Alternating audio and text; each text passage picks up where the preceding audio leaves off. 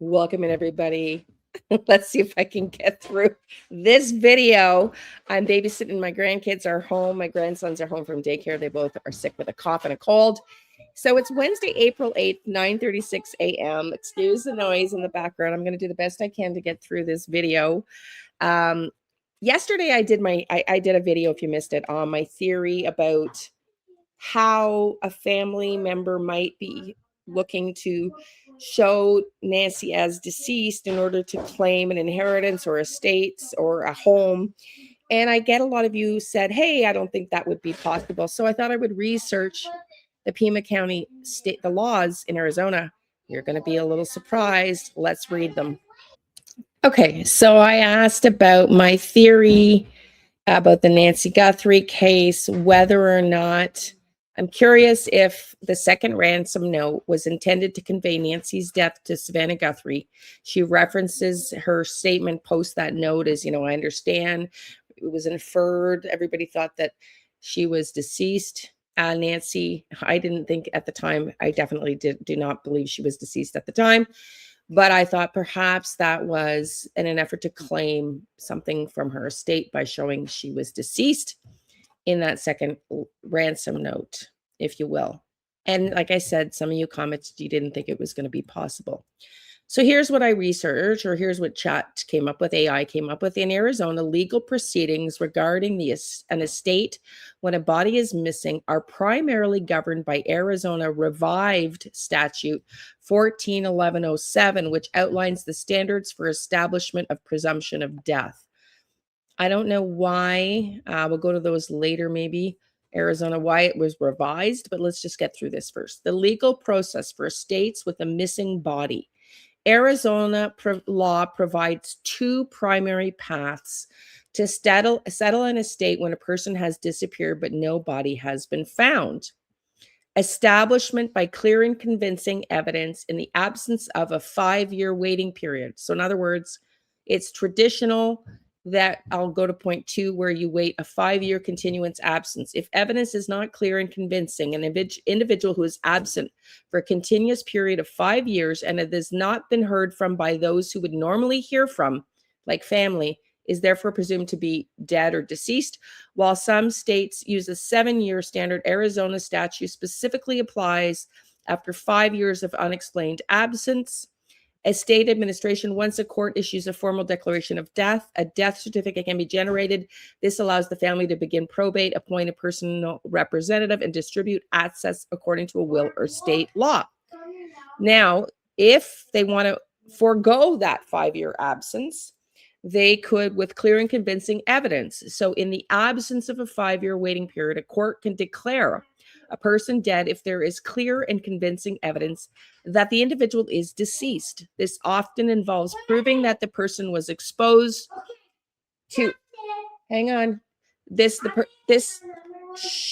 Clarky, no, he's doing a video, just your inside voice. Thank you, honey.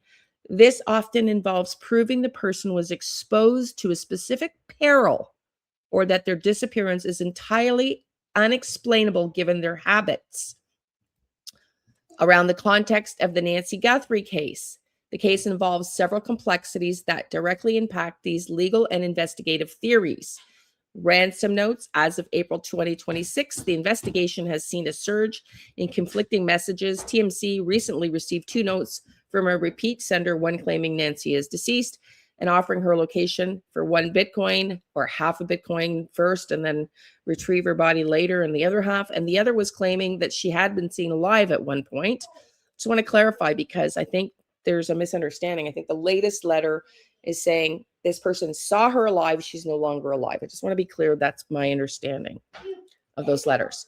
The family's response is Savannah Guthrie had stated she believes at least 2 early ransom notes the family responded to were credible, despite dismissing many others as fake. The family's public pleas for peace of mind and closure have been interpreted by some observers as a shift towards seeking the return of her remains. The criminal inference, authorities have already arrested one individual, Derek Kallela, for sending a fake ransom note demand, highlighting the cruel speculation and imposter activity surrounding the case. Now I said, okay, given that everyone believes that Nancy is no longer alive, how likely is it that the family could prove to the court that she's deceased, therefore not have to wait the 5 years? In Arizona, it is legally possible to prove a missing person is deceased before the 5-year period expires, but the burden of proof is high. To bypass this waiting period, a petitioner must exhibit the fact of death by clear and convincing evidence. Proving death without the 5-year wait. It's a little bit redundant, but we're going to get to the bottom of it, and it's very enlightening at the bottom. Given everything that's happened in this case, I wanted to see, okay, how likely. So under Arizona Revised Statute 141107, the court evaluates the likelihood of death based on specific circumstances rather than just the passage of time. Circumstantial evidence. The law explicitly allows the use of circumstantial evidence to establish death. In a case like Nancy Guthrie's, this might include forensic evidence, DNA, matched blood found at the crime scene, example, her front porch, or disabled medical devices like a pacemaker app suggests foul play. Hang on, I'm going to pause. Are you okay? Okay, now wait to this. You hear this one. The law explicitly allows for the use of circumstantial evidence to establish death in the case like Nancy Guthrie's, which would include, I said, DNA. Note the front, the blood found to match DNA, Nancy's DNA on the front porch. The next one is specific peril, proving the person was exposed to a special peril or life-threatening event while typically applied to accidents like a plane crash, a violent abduction verified by law enforcement can serve as evidence of an immediate threat to life. Let me repeat that. A violent special peril or life-threatening event, such as a plane crash or a violent abduction verified by law enforcement, could serve as evidence of an immediate threat to life. Therefore, I'm going to keep reading. A report from the government agency, such as FBI or local sheriff, stating a person is believed to be dead serves as a prima facie evidence, which is strong enough to establish status unless proven otherwise. Lack of motive to disappear, evidence that the person had no reason to leave their home life behind. Strong family ties, financial stability, health requirements supports the inference of death. Like, why would Nancy Guthrie disappear at 84 years old when she was physically incapable of walking that far? So let me just keep reading. Here you go, buddy. I'm almost done, everybody. Sorry, my grandson's in the background. Okay, challenges in the Guthrie case. While the family has publicly expressed they just want her body back for peace of mind, the legal path faces complications. Conflicting reports, ransom notes claiming she was seen alive in Mexico could be used by a court to argue her death is not certain, potentially delaying a formal declaration. And I'm wondering if that's why those notes are being put out there. Potentially delaying a formal declaration. AI and verification. The FBI has noted that AI-generated proof of life or proof of death complicates the evidence, as the court must be certain information is not a hoax. Now, let me just read to you the likely outcome. This will blow you away. If the court is not satisfied with the evidence provided, the family may have to resort to a conservatorship. This allows someone to manage Nancy's estate, pay her bills while she's missing without needing a formal declaration of death. Now, I said, because AI, you got to be firm with it because it doesn't always answer what you asked. I said, I asked you a question about how likely it would be to achieve, given everyone believes that Nancy's deceased. That was this morning at 9:29 a.m. Eastern.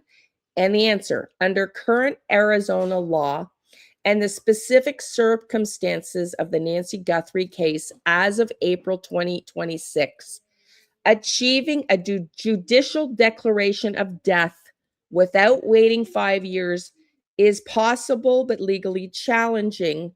While there is a high public and media sentiment that she is deceased, a court requires a higher standard of evidence than the public belief. The likelihood of success before 5 years to bypass the 5-year waiting period mandated by Arizona Revised Statute 141107, the family would need to meet the clear and convincing evidence of now it says here, high probability of success there would be a high probability of success in favor because they have confirmed the blood at the scene matched Nancy's DNA.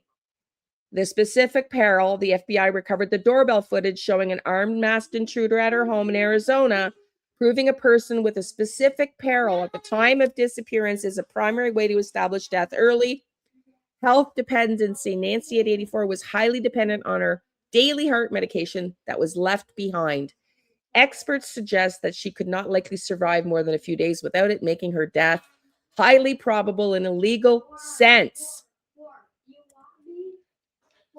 So, the findings, while, we're talking to chat and AI, are not definitive. But that's why I wanted to do this, because you guys were all saying, I doubt it would be awarded. And I thought, I'm going to check to see how hard would it be. And I think given the evidence that we just read that clearly are interesting, the only two pieces of evidence that we really know for sure, hey, buddy, make sure you don't put your face on screen, would be not as hard as you think. What do you think below? Tell me what you think below. Thank you for being here. Love and light. We'll see if we can do another video later today. If not, we'll see you tomorrow. Cheers. Have a good day, everyone.